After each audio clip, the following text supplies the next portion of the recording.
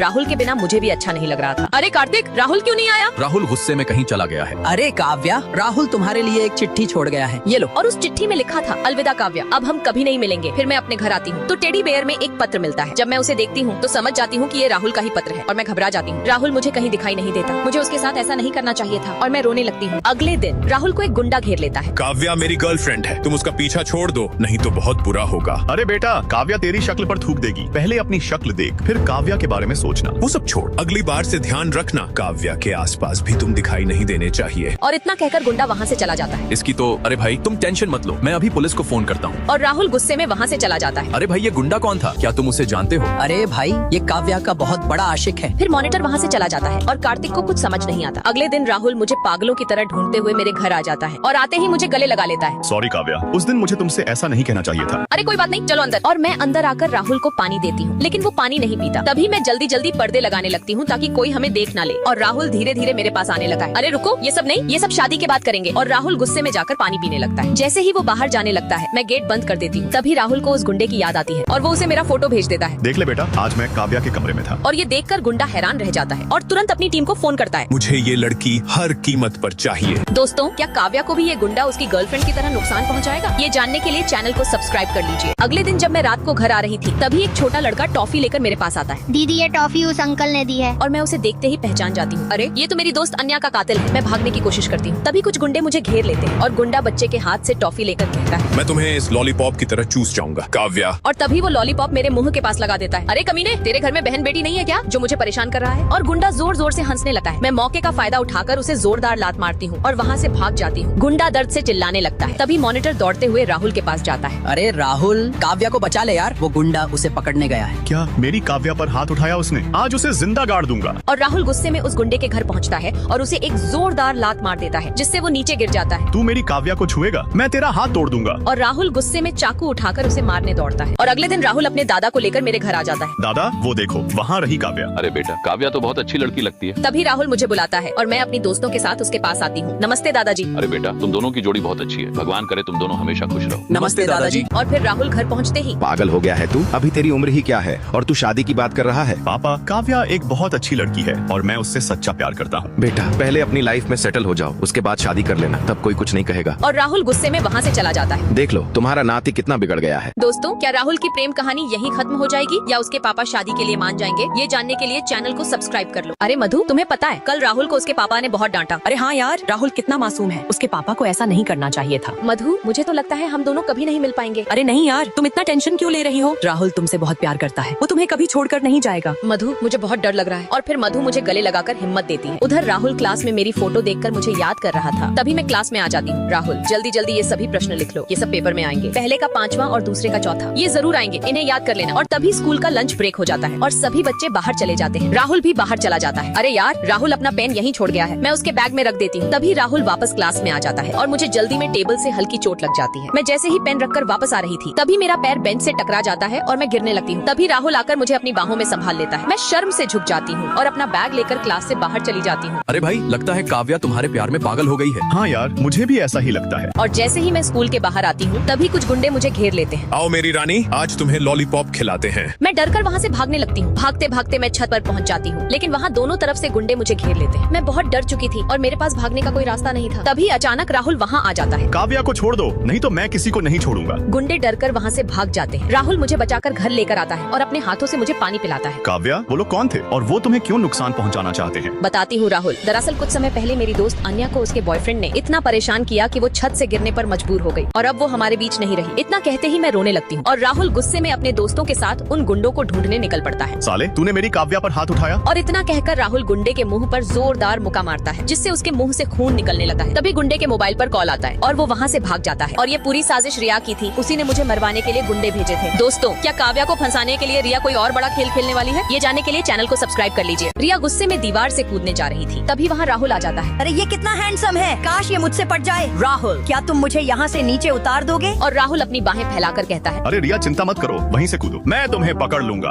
और रिया डरते डरते कूदने जाती है। तभी पीछे से अचानक एक बैग आकर उसे लग जाता है और वो नीचे गिर जाती है। अरे दोस्तों, और कोई नहीं, मैं ही हूँ आपकी काव्या। और राहुल मुझे देखते ही दिल में खुश हो जाता है।